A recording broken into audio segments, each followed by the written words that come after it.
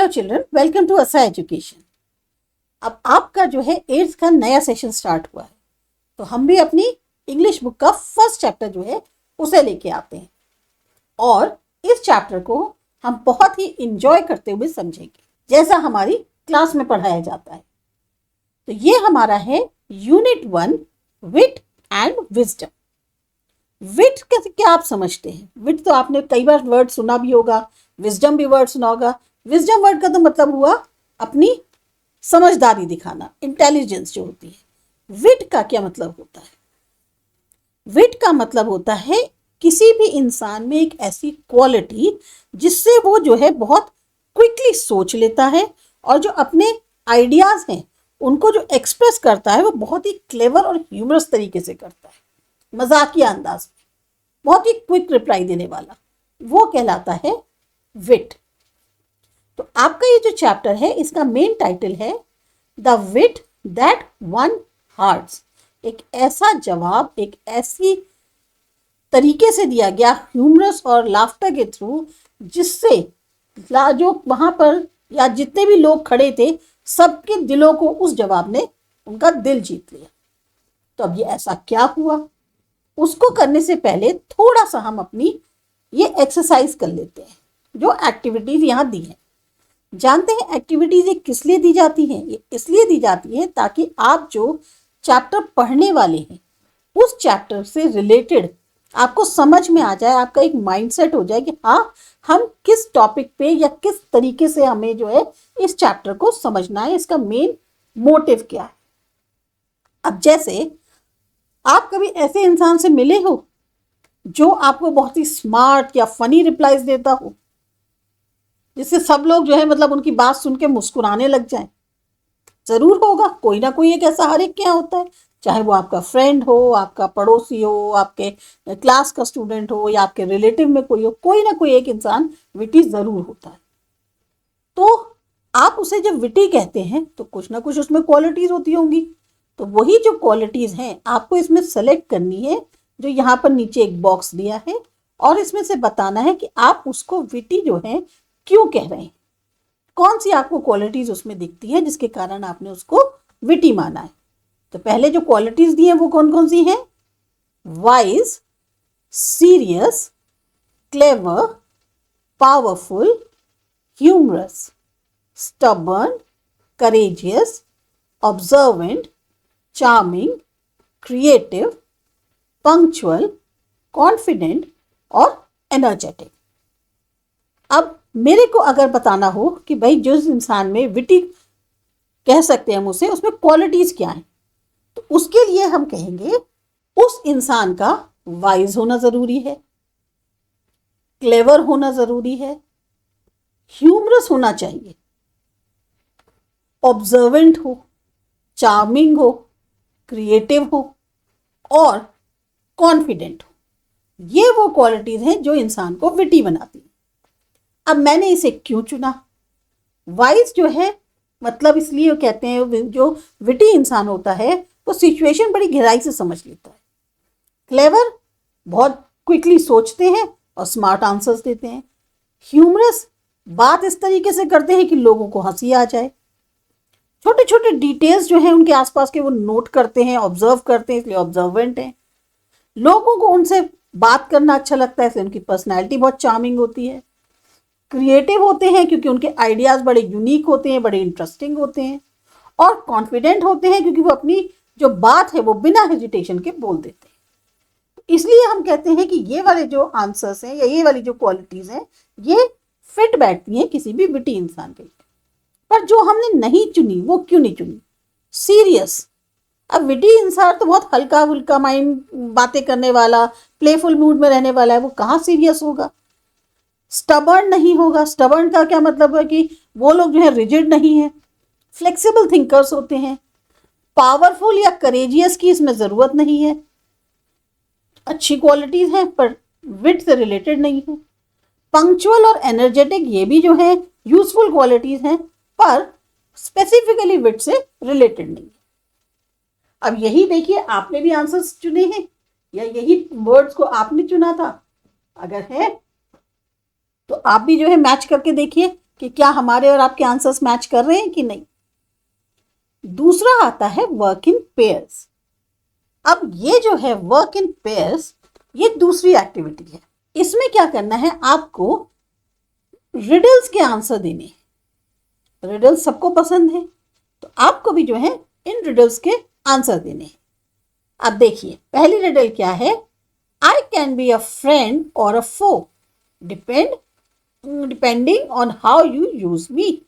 I can bring you both joy और pain. What am I. मैं आपका दोस्त भी हूँ, आपका दुश्मन भी हूँ। डिपेंड करता है कि आप मेरे को कैसे यूज करते हो।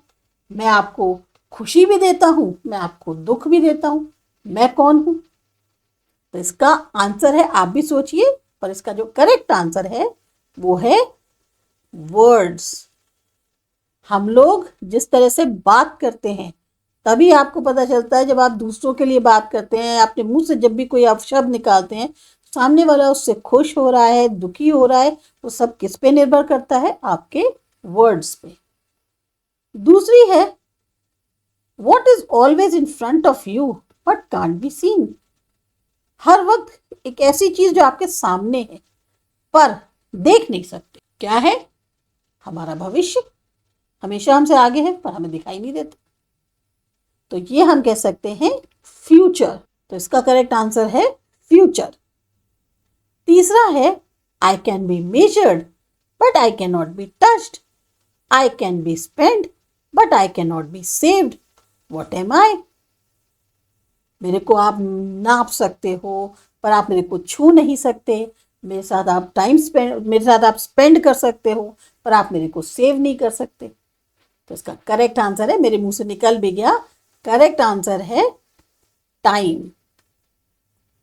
इसका करेक्ट आंसर जो है वो है टाइम। और फाइनली रिडल है what has to be shared before you can keep it. कौन सी ऐसी चीज है जो आप पहले शेयर करते हो, उसके बाद जो है आप उसे रखते हो। इसका करेक्ट आंसर है सीक्रेट।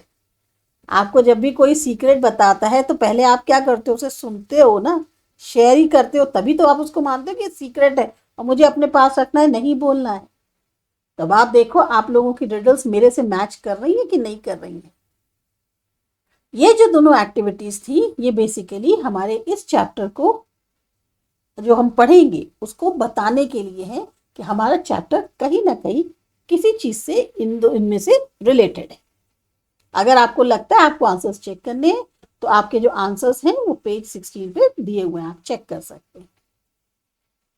अब फिर आता है यहाँ पर एक डिस्कस इन पेयर्स। अब आपको ये पेयर में डिस्कस करना है और बताना है कि कौन सी क्वालिटीज हैं, जैसे जो क्वालिटीज हैं ह्यूमर और विट, ये इंपॉर्टेंट क्यों होती हैं किसी भी इंसान में।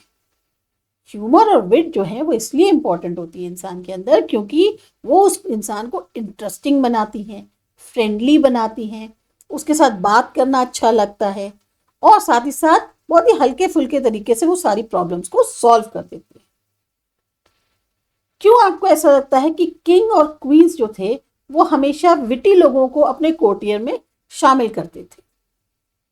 वो इसलिए करते थे क्योंकि इस जो विटी लोग होते हैं वो बहुत स्मार्ट एडवाइस देते हैं, प्रॉब्लम्स जो है बहुत क्लेवरली सॉल्व कर लेते हैं और जो कोर्ट है या किंग है उनको एंटरटेन भी करते हैं। इसलिए इन लोग पसंद करते थे कि विटी लोग हमारे कोर्ट में। अब आपसे कहा जाए कि आपको एक डिसएग्रीमेंट सॉल्व करना है दो लोगों के बीच में, तो आप क्या अप्रोच अपनाएंगे। अब अगर आप विटी होंगे तो आप जो है टेंशन को ह्यूमर से कम कर लेंगे, आप लोगों की सोच जो है उसको बदलने में मदद करेंगे, या अगर बहुत ज़्यादा गर्मा गर्म बहस हो रही है तो उसको बिल्कुल शांत डिस्कशन से करवा देंगे या उसको टर्न कर देंगे आप इस तरह से माहौल कि डिस्कशन जो है बहुत आराम से होने लग जाए। तो ये काम जो है विटी लोग करते हैं। फिर आता है अगर आप एक ऐसी सिचुएशन में हो जहां छोटी सी मिसअंडरस्टैंडिंग जो है एक बड़ी प्रॉब्लम बन जाए तो क्या होगा। अगर आप ऐसी सिचुएशन कभी हुई है आपके साथ और फिर उसको सॉल्व कैसे किया, हुई है। अब जैसे आप लोग आजकल तो मोबाइल का ज़माना है, हर इंसान मैसेज कर देता है, अब मैसेज में क्या होता है, इतने सारे लोगों के कॉन्टैक्ट्स होते हैं, गलती से आपने पता चला किसी का मैसेज किसी और को कर दिया, तो क्या होगा, जो सामने वाले के मैसेज आएगा बोलेगा अरे मेरे बारे में ऐसा लिखता है, ऐसा सोचता है, जबकि आपने जो है उसके बारे में नहीं लिखा था, गलती से चला गया। तो ऐसे में अब उसको सॉल्व कैसे करेंगे भाई? एक तरीका तो यही है कि आप उसके साथ बात करें, उसको कम्युनिकेट करें और उसको बताएं कि भाई तुम्हारे पास गलती से चला गया है, मेरा ऐसा कोई इरादा नहीं था। अगर हम कम्युनिकेट ही नहीं करेंगे तो फिर वो प्रॉब्लम सॉल्व कैसे होगी, और फिर वो प्रॉब्लम जो है और ज़्यादा बड़ी बन जाएगी। तो इसलिए अगर आप थोड़े से भी समझदार होंगे तो आप इमीडिएटली कम्युनिकेट करेंगे उसको सॉल्व करने के लिए। अब इसके बाद जो है आता है सेक्शन लेट अस रीड, यानी अब हमारी जो स्टोरी है उसको हम पढ़ेंगे, लेकिन इसको हम करेंगे अपने अगले वीडियो में, ताकि इस वीडियो में आप एक वार्म अप एक्टिविटीज कर चुके, आपको समझ में आ गया कि हमारा चैप्टर जो है कहीं ना कहीं विट और ह्यूमर से रिलेटेड है या विजडम से रिलेटेड है। जो बच्चे हमारे साथ जुड़ रहे हैं उन्हें स्टोरी इंटरेस्टिंग लग रही होगी, चैप्टर में मज़ा आ रहा है, तो अगला वीडियो ज़रूर देखिएगा। और तब तक आप कमेंट करके ज़रूर बताएं कि आपको पहला पार्ट कैसा लगा। सब्सक्राइब करिएगा आसा एजुकेशन। मिलते हैं अपने अगले वीडियो में।